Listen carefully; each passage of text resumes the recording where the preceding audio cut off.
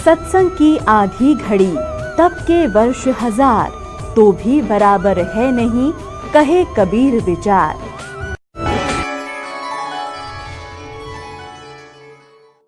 रहना मर्यादा में, और मर्यादा में भी तभी रहोगे जब आपको यहाँ का दुख दिखेगा और वहां के सतलोक के सुख का आपको आभास होगा। और फिर धीरे धीरे कैसा समाज बनेगा, या माया की जो दौड़ है या आग लगी हर एक के अंतःकरण में, यह शांत होएगी। आप माया के पीछे किस लिए भाग रहे हो? बड़ी कोठी बनाऊंगा, गांव नगर में मेरी शोभा होगी, फिर लड़का लड़की ब्याहूंगा, खूब बैंड बाजे बजवाऊंगा, तू तू तू तू तू करवा के, और खूब दान दूंगा, लोग देखेंगे बड़ा दान करा भाई इसने।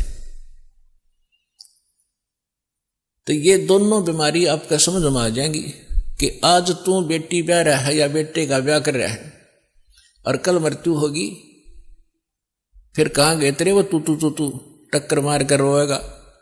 तो पुण्यात्माओं, यह सच्चाई है। आज तक को बताने वाला दृढ़ता से सामने आ नहीं सका। ये सारे नकली हैं, ये केवल वही बातें करते हैं जो समाज में अच्छी लगे। वो डॉक्टर नहीं होता जो ब्लड प्रेशर के मरीज को, हाई ब्लड प्रेशर के मरीज को कह घी खा ले छक्के, वैसे खा कोई दिक्कत नहीं, वो दुश्मन है उसका। तो पुण्यात्मा इसी प्रकार के जितने भी हैं ये सच्चाई नहीं कह सके, क्योंकि उनके ऊपर परमात्मा कबीर का पंजा नहीं था।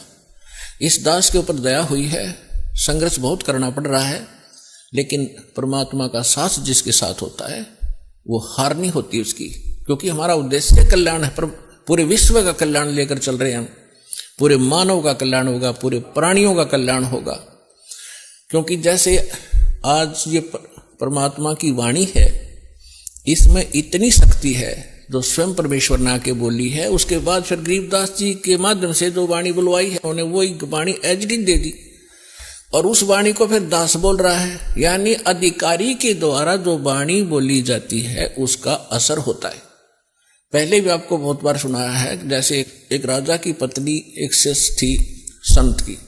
राजा इसका विरोधी था कि ये गुरु बनाने की आवश्यकता नहीं होती, राम राम घर बैठ के कर ले। तो राजा के इस भ्रम को निवारण के लिए संत ने एक थोड़ा सा एक फार्मूला अपनाया था। राजा गया उस संत के आश्रम में अपनी पत्नी के साथ कि महाराज क्या गुरु बनाना जरूरी होता है क्या? क्यों मूर्ख बनाते हो जनता को? भगवान घर बैठ के बज सकते हैं, कोई भी कर ले राम राम, इतना राम नाम ले ले।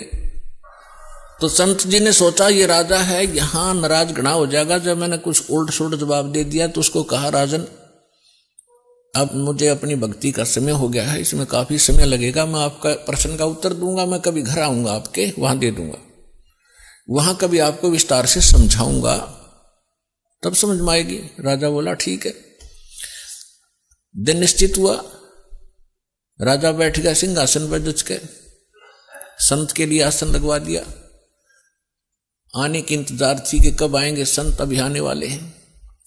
सामने सैनिक बॉडीगार्ड खड़े थे, वजीर खड़े थे, कुछ बैठे थे। जब संत पहुंचे वहां पर, और वहां उपस्थित सभी सैनिक जो खड़े थे उनको कहा संत ने कि ए सैनिकों, ए सिपाहियों, इस व्यक्ति को अरेस्ट करो। राजा की तरफ संकेत किया। अब वो सिपाही सोच रहे थे ये मंदबुद्धि व्यक्ति क्या बकवास कर रहा है। उस संत ने दूसरी बार फिर कहा, तीसरी बार फिर कहा, लेकिन कोई टस से मस नहीं हुआ। राजा ने सोचा इसका दिमाग खराब हो गया इस संत का, ये मेरा राज हथियाना चाहता है। राजा ने कहा कि इसको अरेस्ट करो, सैनिकों को। यही शब्द उसने बोले, यही वो संत बोल रहा था। राजा के कहते ही उस संत को 4-5 सिपाहियों ने आके जकड़ दिया। अगले आदेश की इंतजार थी, अब इसका करें क्या। तब संत ने कहा कि हे राजन, तुम घर आए व्यक्ति का ये ऐसा ही सलूक करते हो क्या? राजा ने कहा कि आप क्या कर रहे थे? कि मैं आपके प्रश्न का उत्तर दे रहा था कि आपका प्रश्न ये था, क्या घर हम खुद भक्ति नहीं कर सकते? गुरु की क्या आवश्यकता है?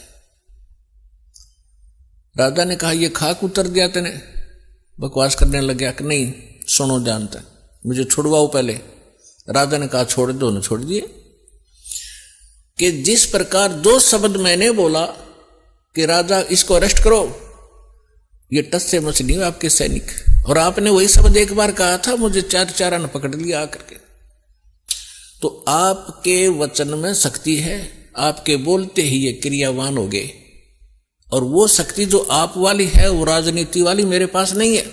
मेरे पास शक्ति है अध्यात्म की। ठीक इसी प्रकार जो वचन मैं बोलूंगा परमात्मा की शक्ति सब पर कार्यवान हो जाएगी, और आप कहते रहना उसका कोई असर नहीं होगा। इसी से आप समझ लेना।